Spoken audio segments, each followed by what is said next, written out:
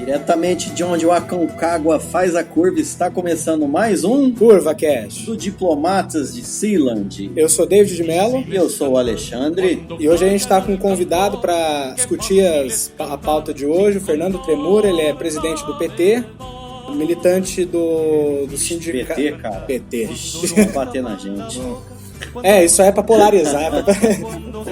Sou petista.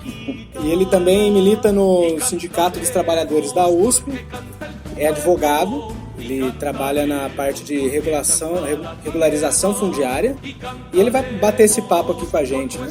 Boa tarde. Boa tarde, é um prazer estar aqui fazendo esse bate-papo. Espero poder contribuir aí.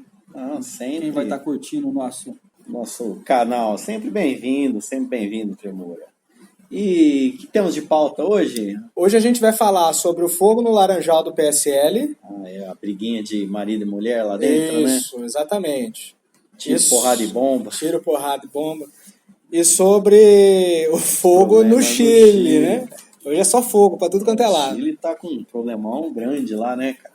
Então vamos falar do PSL primeiro? Falar do PSL, cara. No último episódio a gente falou sobre, passando, uma briga que tinha entre o Bolsonaro e o Luciano Bivar, né? Parece que um estava chamando o outro de queimado. Uma troca de acusações. O problema é que da semana passada para essa, a coisa tomou proporções. Tomou uma proporção grande, troca de acusação disso, daquilo, mudanças aí na liderança do partido.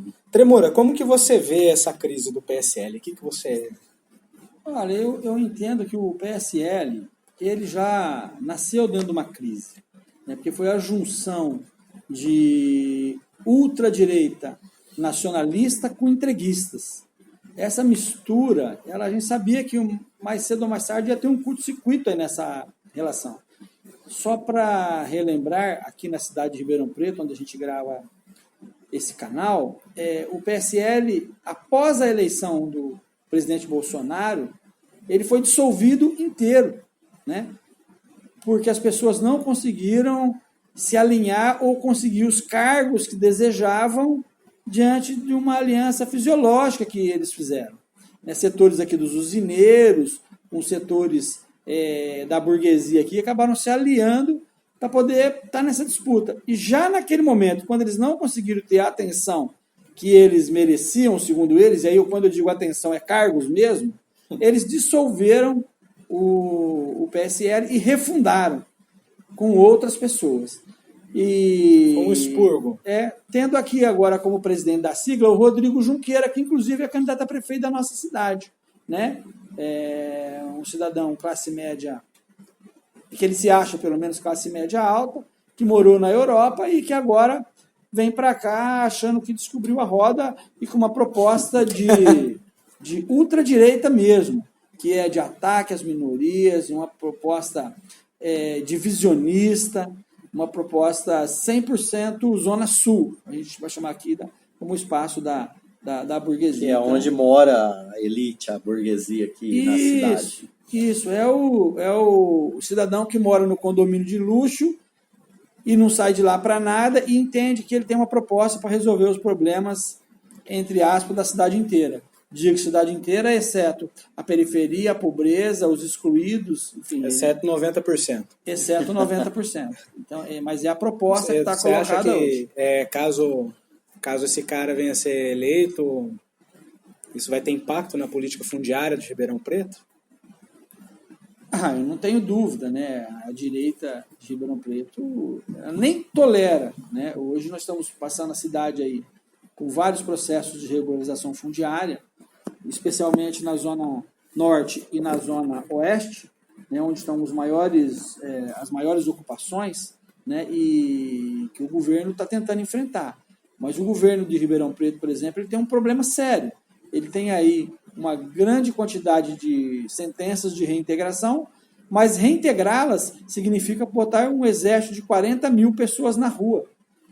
E aí é um problema, o governo não sabe onde enfiar essas pessoas, não tem abrigo, não tem condições para cumprir as resoluções, por exemplo, da Carta de Direitos Humanos, né? a Convenção Internacional, ela determina que as pessoas tenham que ser removidas, mas em condições salubres e abrigadas. E o governo não tem condição de cumprir o Pacto de São José. Então ele tem essa dificuldade e agora ele conseguiu aprovar aqui uma lei de HIS e uma lei de regularização fundiária e uma lei de flexibilização da regularização fundiária. Por quê? Para você poder urbanizar uma casa, ela teria uma metragem X. Hoje, com a flexibilização, ele já pode urbanizar uma moradia que tem um quarto e um banheiro, por exemplo. Né? O que custa mais barato para o governo e, às vezes, atende à necessidade daquela pessoa. Às vezes, a pessoa não precisa de uma casa grande, ela precisa daquele espaço que ela já tem. E mais, a casa já está pronta, não tem investimento público nenhum, porque o próprio cidadão já construiu a sua casa, já urbanizou, já fez a ligação de esgoto, está tudo pronto.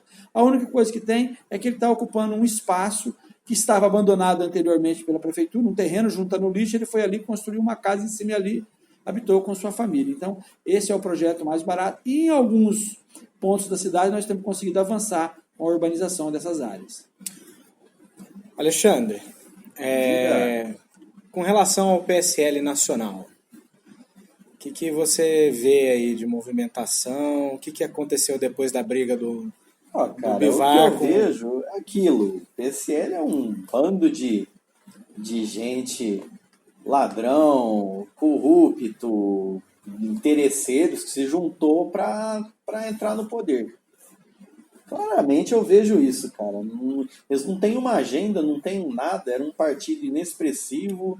Era um partido que era considerado de centro, né? Porque eles fazem alianças fisiológicas desde sempre. Não, ele sabia, o Bivar tem ele sabia no que ele estava se metendo, não é nenhum santo. Deixou entrar o Bolsonaro, visando crescer, e agora ele está tomando que o Bolsonaro está roubando o partido dele. Eu vejo um problema. Claramente, botou lá o Eduardo como agora líder lá, deu toda aquela já tomou briga. essa primeira... Estão tomando o partido de assalto. Não, mas já tomou a primeira derrota como no colégio de líderes, não sei se você viu a questão do armamento. Mas eles mesmos acho que resolveram retirar. Mas foi uma derrota. Não, foi uma derrota porque ele queria sempre foi o interesse, sempre foi pauta do governo e da família Bolsonaro a questão do armamento, né? Então, não sei o que é isso, estão tomando. Acho que o PSL vai mudar de nome, né? Vai ser Partido dos Bolsonaro. Eu acho PB. Se a gente pegar a história do PSL, o PSL historicamente foi uma sigla de aluguel em todos os locais onde ele atua. O que aconteceu? Com a ida do Bolsonaro para o PSL, com o resultado das eleições, em algum momento se pensou que o PSL poderia ganhar uma projeção como os grandes partidos, como o MDB, o PT, o PSDB, o PDT. Só que não tem estrutura para isso. Só que ele não conseguiu. E eu acredito que o PSL vai acabar extinto, como foi o PRN do Collor. Como o PRN do Collor. Ele agora entrou num processo de retrocesso interno do partido. Por quê? Porque os interesses ali são múltiplos. Cada um quer pegar um pedaço. Só que a família Bolsonaro quer pegar o todo. E aí começaram os conflitos. E outras alianças que aconteceram, outras lideranças que surgiram, muito mais pelo movimento de internet do que lideranças de fato, começaram a ter um conflito.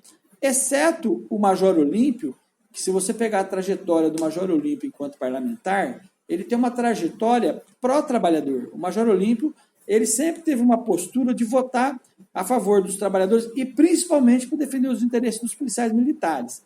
No entanto, agora, ele também já percebeu que o ataque também está sendo sobre os militares, não de alta patente, mas os militares da base, né, que são os policiais militares, os bombeiros, entendeu? O soldado sem patente. Esse pessoal... A baixa classe, não deixa de ser privilegiar a elite. O baixo clero dos militares.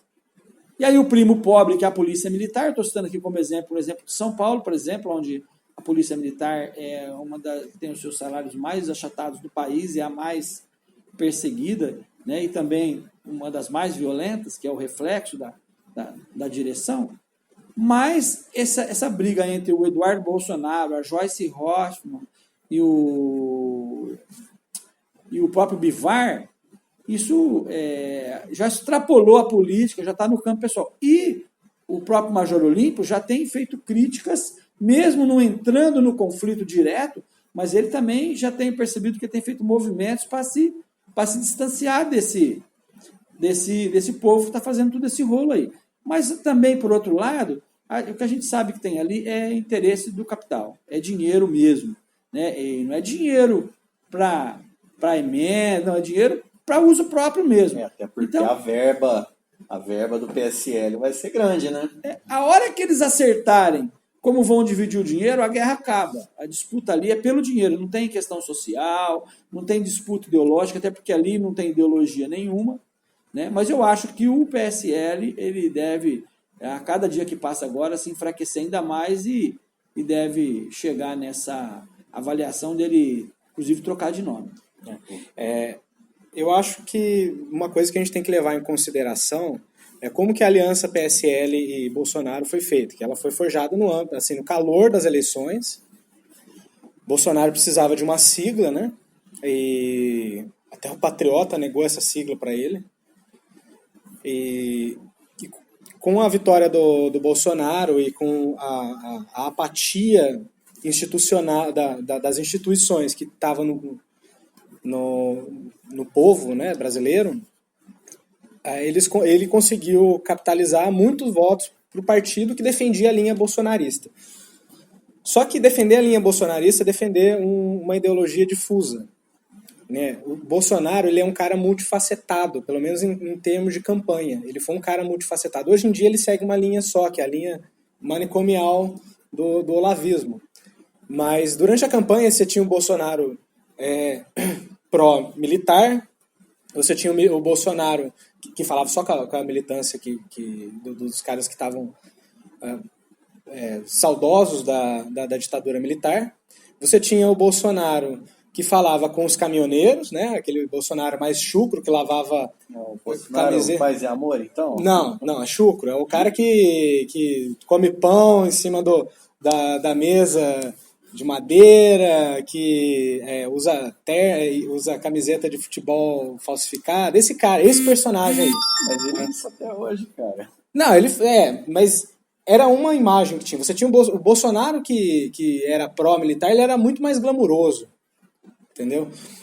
Você tinha o Bolsonaro pró-mercado, que fazia a linha Paulo Guedes, Poço de Ipiranga. Na verdade, o entreposto dele era o Paulo Guedes. E você tinha o Bolsonaro de verdade, que é o cara fisiológico, que queria ganhar o máximo de poder. Queria poder. Queria ganhar o máximo de provento possível com a eleição. E do lado do PSL você tinha um interesse só, que era justamente o que o Tremoro falou, de lançar o partido, tentar fazer uma coisa grande. Só que o grupo do Bivar ele era, de uma certa forma, coerente entre si em torno do fisiologismo, só que ele conhecia o fisiologismo mais difuso, que é o bolsonarismo. E com a eleição do Bolsonaro, inicialmente teve uma guerra ministerial, vamos dizer assim, entre esses grupos, mas que o PSL não se intrometia muito.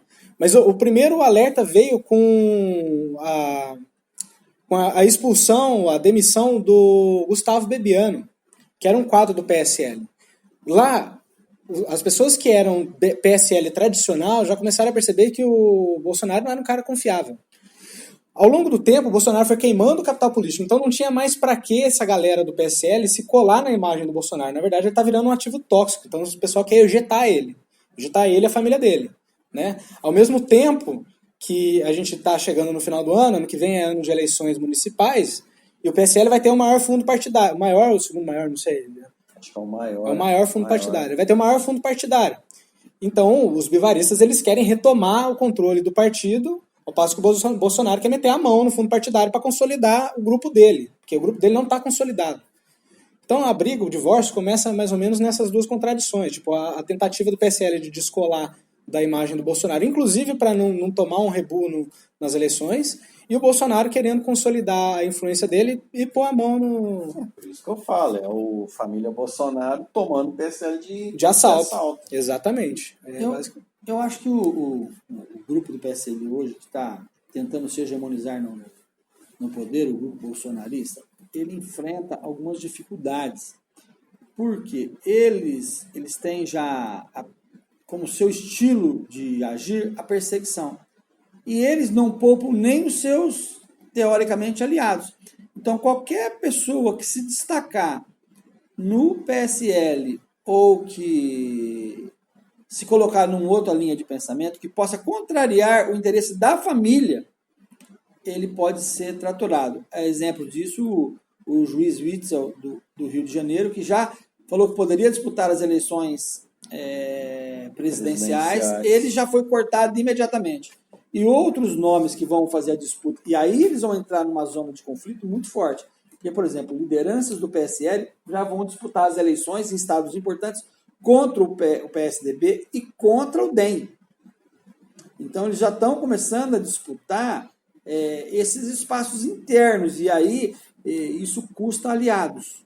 Então, se você percebe que hoje o PSL já não tem mais aquela mesma linha de aliados, e perdeu muito o apoio popular. E já não tinha o apoio internacional, e a cada dia que passa ele vai perdendo mais ainda pelas besteiras que eles vão fazendo. Porque se você pegar o trabalhador comum hoje, ainda tem muitos trabalhadores que ainda defendem o Bolsonaro, mesmo perdendo direitos. Só que eles ainda não sofreram o impacto imediato, como vão receber agora o impacto da reforma da Previdência. Porque na reforma trabalhista já teve um impacto, não gerou o emprego que queria, causou desemprego, não resolveu o problema nem dos empresários. Então, isso é um fato. E agora a reforma da Previdência, a gente sabe também que não vai gerar emprego, mas os trabalhadores vão começar a sentir um impacto de imediato. Por exemplo, a viúva, quando for lá receber a sua pensão, já vai receber metade. O filho portador de deficiência já não fará mais jus à aposentadoria do pai. Isso vai atingir muitas as questões. O BPC, que é o benefício de prestação continuada, ele vai ter agora uma nova regra que a pessoa pode receber meio salário mínimo, entendeu? Então, tudo isso vai impactar direto nas pessoas, não nas que já estão com benefício, que têm o seu direito garantido, mas quem for saindo daqui para frente já vai sofrer um impacto da questão da idade média de aposentadoria. Então, ele vai perder todo esse apoio, porque daqui a pouco acabou aí a população. Não adianta você apresentar altos índices na Rede Globo, altos índices no canal TV, se a população não consegue ir no supermercado fazer a compra. Se a metade da família dela está desempregado. Isso não tem como esconder isso. E se a economia brasileira não se levantar, aí tende a piorar mais ainda, né, a situação. Isso. Aí o pessoal tende a ter essa percepção que está horrível, que está errado.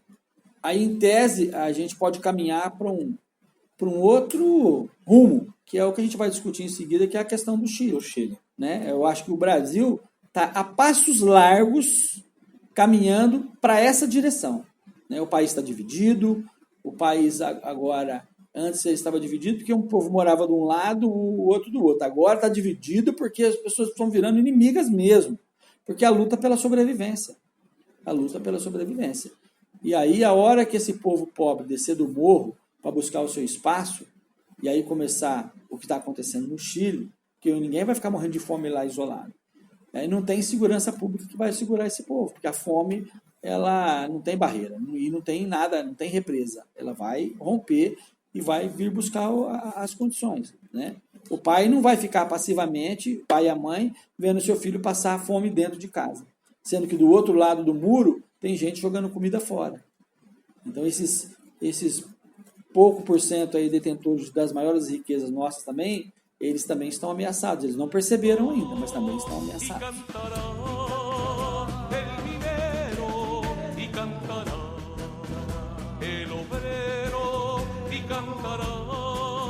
El estudiante, cantaremos todos los chilenos.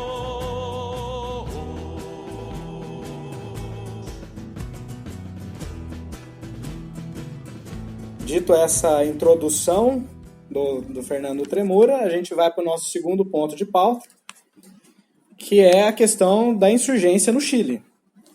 O governo chileno anunciou um aumento de 30 pesos na tarifa do metrô, que seria coisa de 20 centavos aqui no Brasil. Que coisa! Em reação, milhares de chilenos foram às ruas protestar.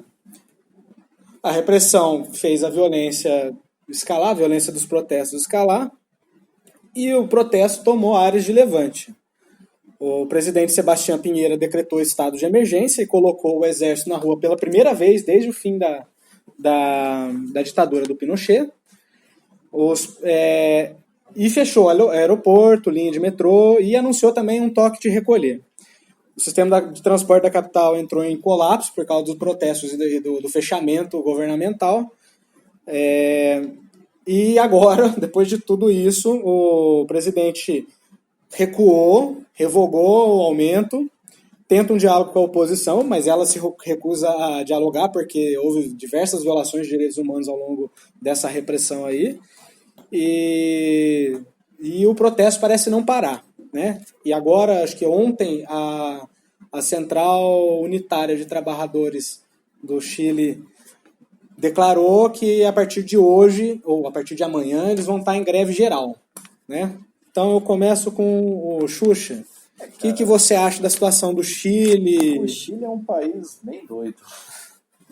Pensa só, você tem lá um país comprido e tal. Comprido. 10 milhões de habitantes, sendo acho que 4 milhões que fica na capital. Então, o que acontece na capital dá para você falar que acontece lá no país. E você lembra quando a gente foi lá fazer uma visita lá no Chile, que você viu os carros da polícia, dos carabineiros del Chile, tudo com proteção no vidro, proteção no farol, e você fala, rapaz... Detalhe, eram grátis, eles pareciam caveirões. Pareciam uns caveirões, tipo assim, carro de polícia normal. Sabe essa polícia que fica fazendo ronda na rua? É basicamente isso, só que os caras são cercados de grade pra tudo que é lado. Gradeado nos vidros. E quando a gente foi, ainda era a Michelle Bachelet, se não me engano. Pinheiro tava para entrar. Tava em era uma coisa assim. Então, era uma realidade democrática normal, entre aspas. Era tranquilo, a gente percebe, é tranquilo, só que o histórico do Chile, quando tem protestos, é protestos não tranquilos, violentos. Acho que sempre foi assim. O Chile sempre foi muito politizado, assim, né? E a gente percebe que os carros policiais dele, tudo protegido, eles falam, rapaz, quando tem bagunça lá, os caras quebram tudo mesmo, mete e tal. E é o que aconteceu, cara. Veio esse protesto, o Chile também, como país da América Latina, que também tem os mesmos problemas semelhantes igual ao nosso, é um país caro de se viver, sabe? E a gente está vendo um achatamento da economia lá. A classe média não está tendo a renda que tinha seus avós, seus bisavós. Então, gera revolta, gera protesto. E o aumento de serviços públicos que não sei se é de tanta qualidade assim que justifica ser caro. E a revolta do pobre contra os ricos lá que estão no poder, que para eles não afeta em nada. Contra a classe média é sofrido. O Chile, primeiro, temos que ressaltar que o Chile é um país lindíssimo, com uma natureza linda, né, e um país muito rico. Né? Temos que lembrar que o Chile hoje é um dos maiores produtores de minérios, né, a base da economia do Chile. E também vale fazer um resgate histórico que o Chile foi, na época, um dos primeiros países a mudar o sistema de governo, fazer a transição do capitalismo para um país socialista via eleitoral, né, através do governo Salvador Allende, que não era comum naquela época. Os países chegavam através das revoluções mesmo, das lutas e do enfrentamento. Já o Chile conseguiu, nas urnas, reverter essa situação e eleger um governador socialista que ousou implantar um novo sistema. E aí, devido às suas riquezas, quando o governo do Chile começa a estatizar as mineradoras, ele já sofre imediatamente um ataque norte-americano, né, que sofreu lá na grande derrota do governo do Salvador Allende, na decadência do Salvador Allende, que, digo-se de passagem, perdeu a vida defendendo o seu ideal e o seu povo, a influência americana foi tão forte como foi aqui no impeachment da presidente Dilma. Talvez tá? um pouco mais, porque lá eles bombardearam. É. E lá eles financiaram a greve dos caminhoneiros, como foi aqui, financiaram a greve dos caminhoneiros. Quando o governo atendeu todos os pedidos, todas as reivindicações que os caminhoneiros exigiam naquela época, os caminhoneiros disseram, não, mas mesmo assim nós vamos continuar em greve. Depois, com a falta de alimentos e a greve dos médicos, aí culminou com o golpe do Pinochet e o extermínio de centenas e milhares de pessoas. Inclusive de brasileiros que estavam exilados no Chile naquela época, porque nós aqui já vivíamos uma ditadura. Então, eu acho que o Chile tem essa tradição, como tem outros países latinos. E nós temos, aqui no Brasil, por exemplo, uma diferença, porque nós somos colonizados por portugueses, nós temos uma outra maneira de ver a política e somos um país de medidas continentais. Mas no Chile traz mais aquela influência latina de luta, de resistência mesmo, e de organização. Então, o Chile ele tem uma tradição de luta violenta, porque a luta no Chile nunca parou.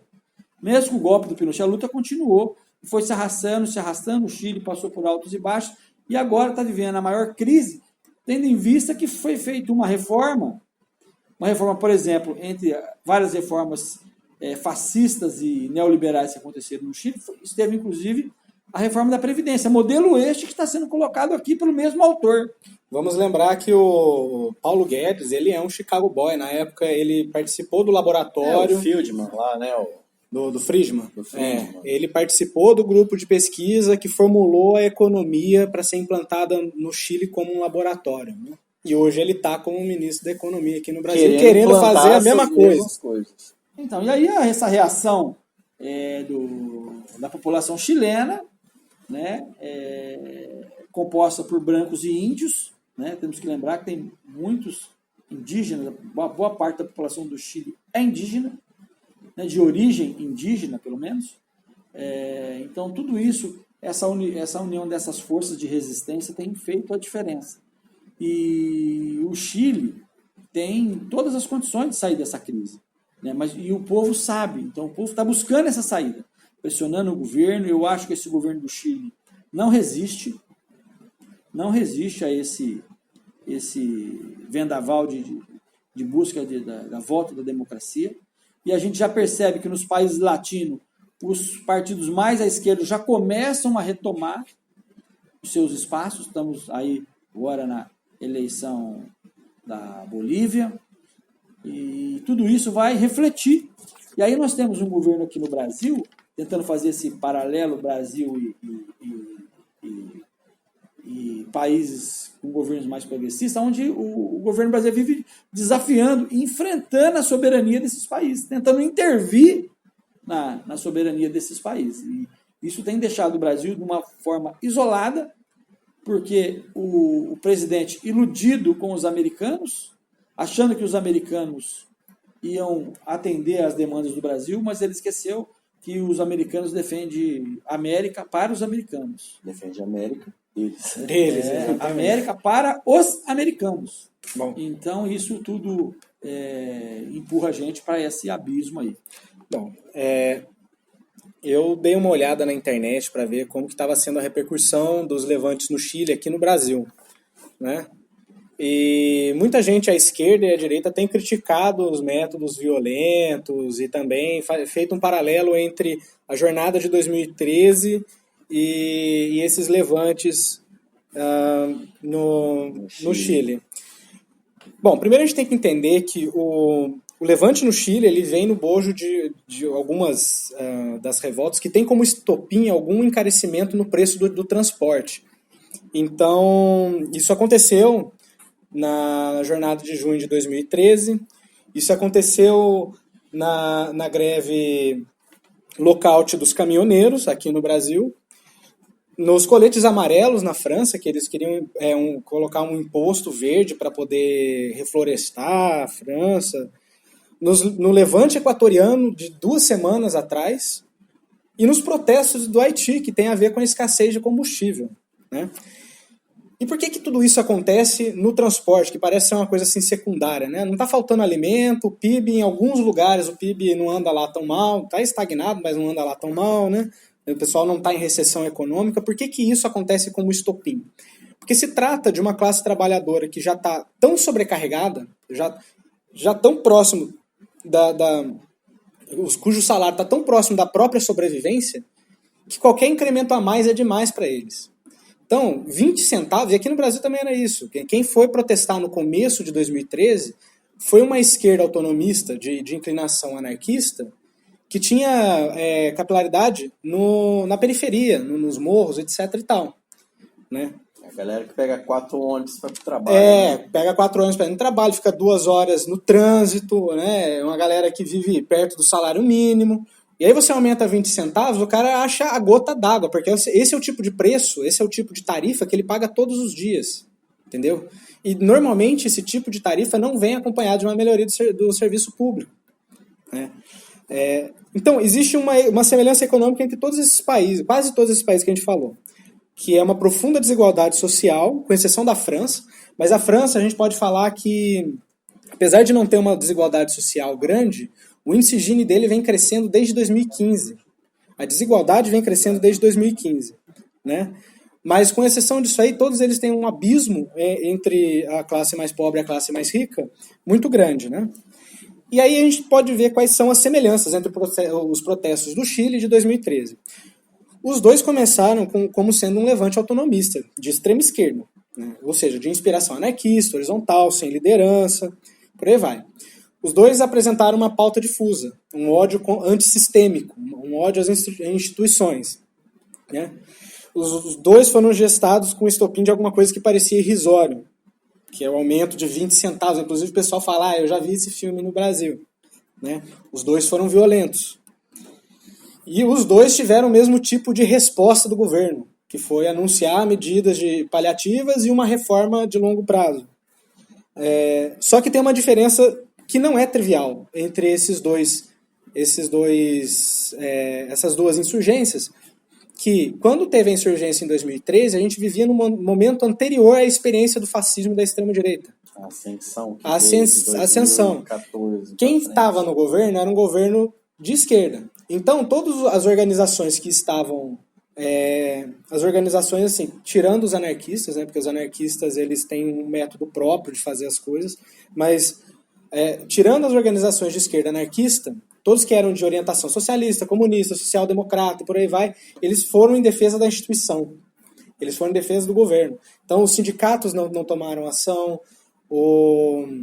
os movimentos de rua não tomaram ação, os movimentos do campo não tomaram ação, e lá no Chile o momento é outro. Quem está no governo é alguém identificado como sendo de direita, alguém que governa para os ricos. Então, a esquerda, a oposição como um todo, está totalmente habilitada para tentar tomar o espaço, porque sempre quando você tem um levante autonomista, gera um vácuo político. Na verdade, ele surge por causa do vácuo político. Então, essa esquerda mais institucionalizada pode tentar ocupar esse espaço que vai estar capitalizando politicamente, vai estar conseguindo um incremento em termos de organização e tudo mais. Então, essa é a diferença. Na jornada de 2013, apesar de ter começado como um levante de esquerda, ele foi cooptado inclusive pela mídia e virou o que virou, né? Um movimento pró-impeachment que derrubou a Dilma, um movimento de extrema direita. Lá no Chile, a CUT chilena já falou que eles vão entrar em greve geral, ou seja, já estão querendo tomar a liderança do movimento. Entendeu? E também tem outra diferença, né? Que apesar da dispersão das pautas, né?